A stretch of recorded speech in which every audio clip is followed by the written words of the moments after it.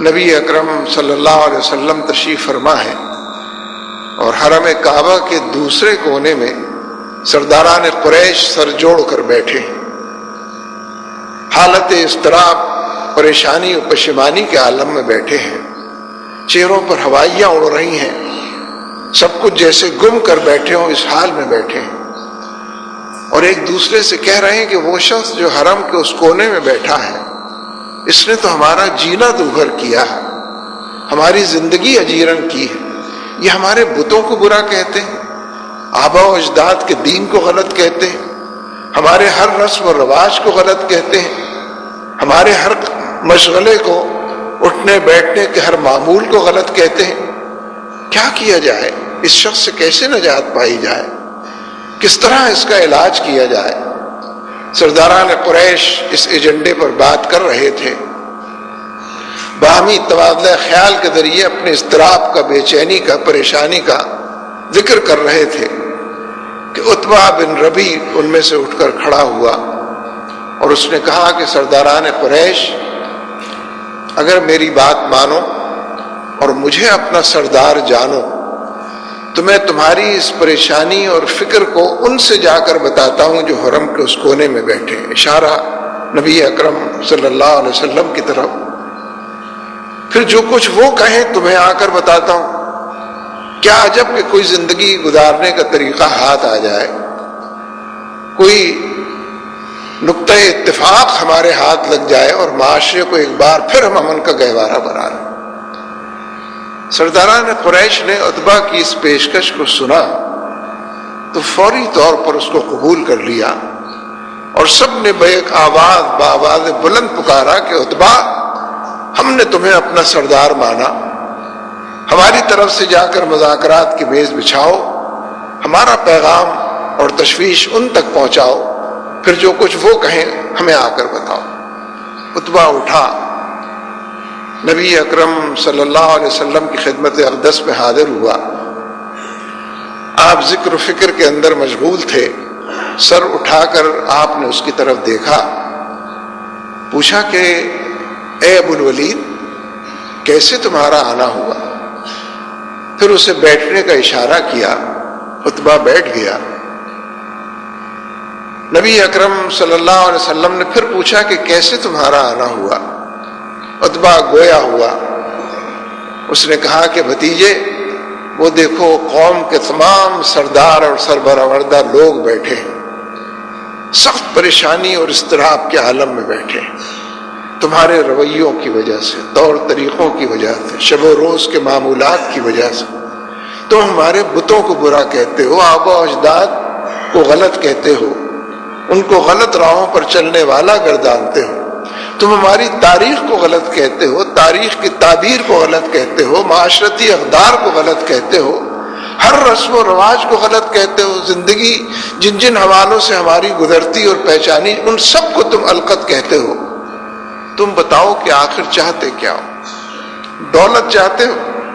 سب سے بڑی چیز تو دولت ہی ہے جو آدمی کو درکار ہوتی ہے۔ دولت چاہتے ہو؟ اس قدر دولت کے انبار لگائیں گے کہ تم اس کے اندر گم ہو کر رہ جاؤ۔ عورت چاہتے ہو؟ مکے کی جس عورت کی طرف اشارہ کرو تمہاری خدمت میں لا کر پیش کرتے ہیں۔ کسی بیماری میں مبتلا ہو، کوئی مرض تمہیں لاحق ہے، کوئی جن بھوت تمہارے اوپر آیا ہے، ہمیں بتاؤ، ہم بہتر سے بہتر تمہارا علاج کراتے ہیں۔ نبی اکرم صلی اللہ علیہ وسلم عتبہ کی ان خرافات کو خاموشی اور صبر اور حوصلے کے ساتھ سنتے رہے، اور پھر پوچھا کہ عتبہ، تم نے اپنی بات پوری کر لی؟ اس نے کہا کہ ہاں بھتیجے، میں نے اپنی بات پوری کر لی۔ آپ نے فرمایا کہ اچھا، پھر میرا جواب سنو۔ آپ نے سورہ حامیم سجدہ کی آیات تلاوت کرنی شروع کی۔ آیت سجدہ آئی تو آپ سجدے کے اندر گئے، سجدے سے اٹھ کر بیٹھے اور پوچھا کہ ابو الولید، تم نے میرا جواب سن لیا؟ اس نے کہا کہ ہاں سن لیا۔ سرداران قریش دور سے بیٹھے اس منظر کو دیکھ رہے تھے۔ اس نے کہا کہ ہاں سن لیا۔ عتبہ وہاں سے اٹھا، سرداران قریش کی طرف لوٹا. سرداران قریش نے عتبہ کو اپنی طرف آتے دیکھا تو ایک دوسرے سے بانداد سرگوشی کہا کہ ارے یہ تو وہ شخص ہے ہی نہیں جو تھوڑی دیر پہلے یہاں سے گیا تھا. اس کے تو چہرے کا رنگ بدلا ہوا ہے, اس کے تو چہرے پر ہوائیاں اڑی ہوئی ہیں. کیسے لمبے ڈگ بھرتا ہوا لہیم شہیم عتبہ بن ربیع ہم نے بھیجا تھا, کیسا مزمحل اور گرا پڑا عتبہ بن ربیع واپس آتا ہے. یہ تو پیر رکھتا کہیں ہے, پڑھتے, یہ تو وہ انسان ہی نہیں ہے جو یہاں سے تھوڑی دیر پہلے اٹھ کر گیا. بانداد سرگوشی چمگوئیوں کے انداز میں اس کی آمد کے حوالے سے تبصرہ سرداران قریش کر رہے ہیں. عتبہ ان کے درمیان واپس پہنچ گیا اور اس نے چلا کر کہا کہ سرداران قریش, اگر تم میری بات مانو تو اس شخص کو اس کے حال پر چھوڑ دو. ایک عجیب و غریب کلام میں نے سنا ہے. کوئی انقلاب آنے والا ہے, کوئی تبدیلی رونما ہونے والی ہے, حالات کے اندر کوئی مد و جزر, کوئی تغیر پیدا ہونے والا ہے. عجیب و غریب کلام میں نے سنا ہے. اس شخص کو اس کے حال پر چھوڑ دو, اگر یہ کامیاب ٹھہرا تو اس کی کامیابی میں تمہاری کامیابی, اور اگر یہ ناکام ہو گیا تو تمہارے کچھ کیے بغیر تمہارا مقصد حاصل ہو جائے.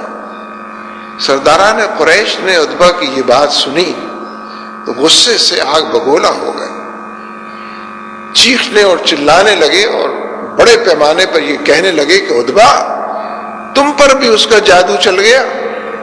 ہم نہ کہتے تھے کہ یہ شخص جادوگر ہے, جس سے کہتا ہے تو اسی کا ہو رہتا ہے, تم بھی اسی کی سی باتیں کرنے لگے.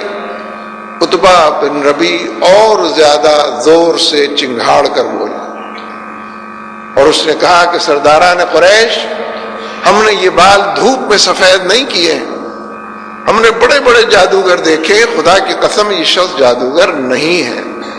تم کہتے ہو کہ یہ ساحر ہے, نہیں یہ ساحر بھی نہیں ہے.